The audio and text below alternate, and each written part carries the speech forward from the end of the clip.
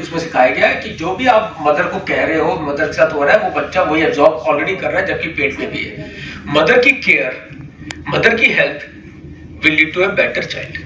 हो गया बस एक है क्योंकि कल 22 जुलाई को वर्ल्ड ब्रेन डे सेलिब्रेट करा जा रहा है और 2023 एंड इस बारी की थीम जो दी है हमारे को वर्ल्ड ओवर जो थीम यूज करी जा रही है कि brain health and disability leave no one behind, किसी को पीछा नहीं छोड़ना चाहिए, क्योंकि वर्ल्ड में सबसे बड़ी डिसेबिलिटी का कारण ब्रेन है और सबसे बड़ी बीमारी जो ब्रेन में होती है जो कि डेथ का सबसे बड़ा कॉज है वो है स्ट्रोक, और डिसेबिलिटी का जो हमारी बॉडी में होता है सबसे बड़ा कॉज स्ट्रोक है।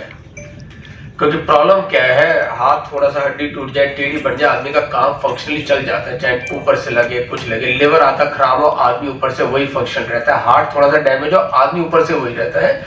सिर्फ ब्रेन ऐसा है जिसमें थोड़ा सा भी डैमेज हो जाए और गलत जगह हो जाए तो वो बिल्कुल डिसेबल कर देता है, जब बाकी 80 to 90% ऑफ ब्रेन ठीक हो। तो स्ट्रोक पे फोकस करना सबसे जरूरी है क्योंकि यही सबसे कॉमन है कारण डेथ एंड डिसेबिलिटी, और यही कारण है जो विद टाइम बढ़े भी जा रहा है हमारे पास।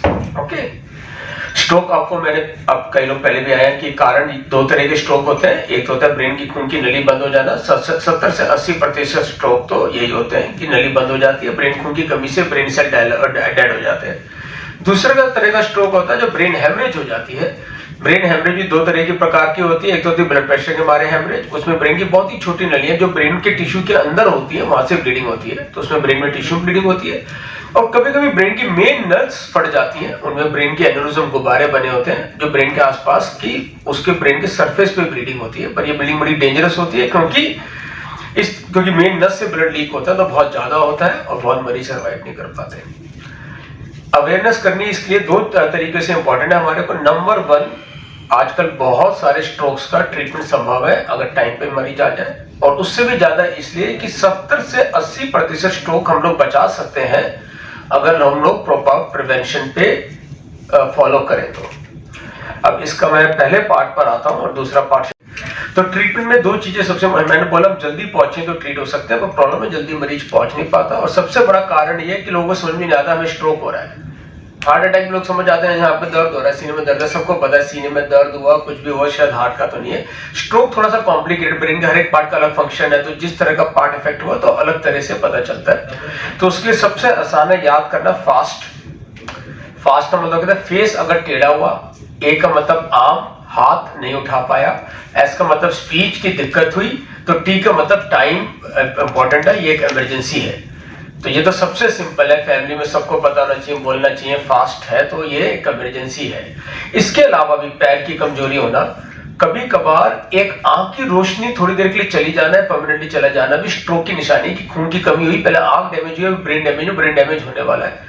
पैर की कमजोरी होना, आंख की रोशनी चले जाना, ब्रेन के कई हिस्से होते हैं जिसमें बैलेंस करते हैं, चक्कर आना, बैलेंस खराब हो जाना, या जब ब्लीडिंग होती है तो जोर से सिर में दर्द होना, एकदम ऐसा सिर फटे जो पहले कभी नहीं हुआ। एक तो सिर दर्द हुआ आधे घंटे में, एक बहुत झटके से सिर दर्द होना, ये सब एक साइन एंड सिम्टम्स हैं ऑफ स्ट्रोक। पर सिंपल तरीके से फास्ट भी रिमेंबर कर लेंगे, या ऐसा सिर दर्द जो पहले कभी नहीं हुआ तो स्ट्रोक की निशानी हो सकती है। जल्द से जल्द स्ट्रोक रेडी हॉस्पिटल पहुंचना चाहिए।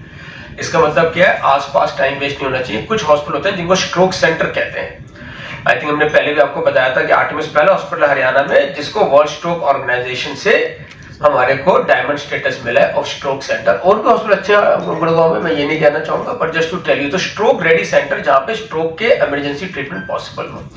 दो तरह के ट्रीटमेंट होते हैं, एक तो नली बंद है तो हमें नली को खोलना है, उसके लिए या तो हम इंजेक्शन देते हैं, थ्रोम्बोलिसिस ड्रग आईवीटी पे कहा जाता है, जो क्लॉट को डिसॉल्व करने वाली ड्रग है। छोटी नली में ब्लॉकेज हो और 4-4.5 घंटे में आ जाए तो ये दिया जा सकता है और कामगार हो सकता है। पर जब बड़ी नली ब्लॉक हो, वो बहुत बड़े स्ट्रोक होते हैं, और 4.5 घंटे के बाद हो तो दूसरा तरीका होता है इंटरवेंशन तरीका, जैसे हार्ट के डॉक्टर पैर की नली हाथ की नली से जाके नली खोलते हैं, हम भी वही करते हैं। सिर्फ हम लोग परमानेंट स्टेंटिंग नहीं करते हार्ट की तरह, वहां कोलेस्ट्रॉल डिपॉजिट नहीं होता, ब्रेन में कहीं क्लॉट बहता हुआ आता है, तो उसमें एक प्रोसीजर होता है, उसको कहते हैं मैकेनिकल थ्रोम्बेक्टमी। मैकेनिकल मतलब कि किसी मैकेनिकल तरीके से, और थ्रोम्बेक्टमी थ्रोम्बस का मतलब होता है क्लॉट, एक्टमी मतलब कि निकाल देना, उसको हम किसी मैकेनिकल तरीके से उस क्लॉट को निकाल देते हैं। इस प्रोसीजर को एंजियोग्राफी के रास्ते से और 80 से 90% नलियां हम लोग जल्दी आधे घंटे में खोल सकते हैं।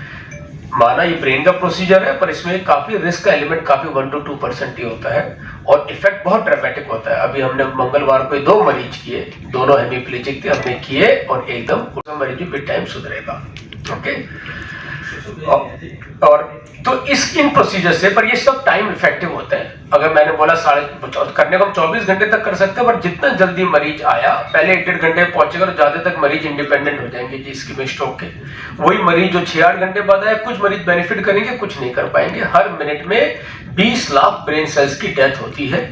इसलिए जो फास्ट का टीम मैंने बोला था, टाइम एक इमरजेंसी होती है, जल्दी मरीज आएगा तो ये सारे ट्रीटमेंट करे जा सकते हैं। ब्लीडिंग वाले केसेस में भी जब ब्लड प्रेशर की ब्लीडिंग है तो हमें पता है कि ब्लड प्रेशर को कंट्रोल करना है और बाकी मेजरमेंट्स लेने होते हैं। कभी कभी उस क्लॉट को हम ट्रेन कर देते हैं, पर जब नली फट जाती है, ब्रेन की नली फट जाती है, उसको भी अगर टाइम पर आ जाता है हेमरेज वाला मरीज, तो उसको आजकल एंजियोग्राफी के रास्ते से सील कर देते हैं। और एन्यूरिज्म जो गुब्बारा होता है, एंजियोग्राफी के रास्ते से कॉइलिंग करके प्रोसीजर होता है, ओपन सर्जरी नहीं करनी पड़ती और हम सील कर देते हैं। इसमें बताना चाहूंगा कि हमारा आर्टेमिस का मैक्सिमम एक्सपीरियंस है, maybe in whole India, north India for sure. हमने अभी 1000 केसेस कंप्लीट कर लिए ब्रेन एन्यूरिज्म में, सिर्फ आर्टेमिस में। वैसे मेरा मैक्सिमम, मैंने एम्स में स्टार्ट किया, एम्स में दानता है यहाँ मैक्स, तो ओवरऑल वो नंबर ना अब आर्टेमिस की तरफ से आ जाए तो हमारे 1000 केस एन्यूरिज्म के पूरे हो चुके हैं। It is known as the aneurysm centre in the of north India. इनको रैपिड ट्रीटमेंट हो और इलाज करा जाए ज्यादा तक मरीज, क्योंकि ये जो ब्लीडिंग होती है गुब्बारे वाली यंग एज में होती है, 40 से 50 साल की एज में, ये बड़ी प्रोडक्टिव लाइफ होती है।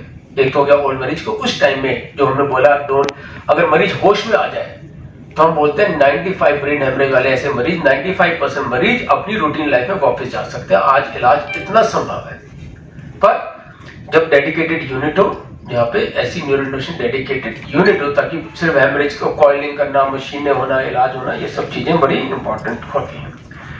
तो ये तो बात हुई कि अगर मरीज जल्दी आए तो 80% मरीज can be successfully treated in the current era, but time पर मरीज नहीं आते। ये हमारे देश में स्टडीज में देखा गया है कि सबसे बड़ी प्रॉब्लम है। दूसरी बात है कि प्रिवेंशन ऑफ स्ट्रोक, मैं चाहूंगा थोड़ा सा The most problematic for the brain is actually two things जो brain में stroke होने के वजह है। The first and foremost is of course diet, वो सारे हम जानते हैं, diet ठीक रहे then नस में blockage होने का risk कम हो जाता है। दूसरा चीज़ है जो मैं बोलूँगा screen addiction। So हम सारे we all have some addiction behavior। So हमारा brain में 2 centers होता है, एक बड़ी दिमाग है, एक छोटी दिमाग में। छोटी दिमाग में एडिक्शन फॉर्मिंग बिहेवियर के लिए सेंटर होता है और बड़ी दिमाग एक रैशनलाइजेशन सेंटर होता है। Say for example a person is addicted to alcohol, जो छोटी दिमाग बोलेगा जाओ अल्कोहल पियो, बट बड़ी दिमाग बोलेगा नहीं ये गलत है, नहीं करना है। Over a period of time जो छोटी दिमाग है it will take over the बड़ी दिमाग। तो जो front part of the brain है which is the rationalization center, MR studies में देखा गया है कि over a period of time brain shrink हो जाता है front part of the brain. So a lot of people are now addicted to the phones. Screen time जो है बढ़ता जा रहा है। I mean used to be 2 hours, now it's 10 hours, 12 hours। Even infants, मतलब 2 महीने 3 महीने के बच्चा से 70, 80, 90 साल तक फोन के टाइम बढ़ गया। तो इससे क्या हो रहा है? एक तो एडिक्शन बिहेवियर बन रहा है। जो भी addicted to anything, alcohol, be it smoking, be it to screens, it has an effect on his psyche. So आप इरिटेबल हो, रेस्टलेस हो, सो नहीं पाते हो। So all of this will have an effect on the brain. Okay, so आपका you are always exercise नहीं कर रहे हो, ठीक से खाना नहीं खा रहे हो, तो नस में ब्लॉकेज होने का रिस्क बढ़ जाता है। सो one of the take-home messages should be that we reduce the amount of time we spend on the screens. That certainly helps improving your brain health, preventing a stroke, preventing an heart attack. ये भी देखा गया है cancer का risk भी बढ़ जाता है। So if that can be reduced as minimum as possible. कई लोग आके पूछते हैं मैं कॉर्पोरेट में काम कर रहा हूँ, मैं पूरा दिन का काम है, कैसे मैं मैनेज करूँ? I suggest that at least every 20 minutes or 25 minutes 5 minute break ले लीजिए, एक वॉक और एक्सरसाइज रूटीन रख लीजिए। इससे कैंसर का रिस्क, स्ट्रोक का रिस्क, ब्रेन डैमेज होने का रिस्क कम हो जाता है। दूसरा ऑफ कोर्स डाइट। तो द कॉमन क्वेश्चन जब भी स्ट्रोक पेशेंट मरीज के फैमिली आते हैं पूछते हैं ठीक कल तक ठीक था आज ऐसा हो गया। मैं एग्जांपल मैं वापस देता हूँ, आप नया घर जाते हो, नैनी तो बंद नहीं होता है, 10 साल 15 साल 20 साल लगता है नस ब्लॉकेज होने के लिए, तो गलती किसका है? So I say that it's a systematic abuse of your own body, बाहर खाना पड़ गया। सो डाइट को हम चेंज करें, what we took in the past 20 years 30 years ago, before salt कम था, घर पे खाना खा रहा था, so if you follow the same thing then हमारा स्ट्रोक का रिस्क कम हो जाएगा। तो ये दोनों पुट टुगेदर, डाइट और स्क्रीन एडिक्शन नहीं है, देन ब्लड प्रेशर का रिस्क कम हो जाता है, डायबिटीज का रिस्क कम हो जाता है। So similarly addictions to smoking, alcohol, all of these have to be reduced, your weight कम हो जाएगा। So all of these if you are able to manage, then stroke का रिस्क कम हो जाएगा।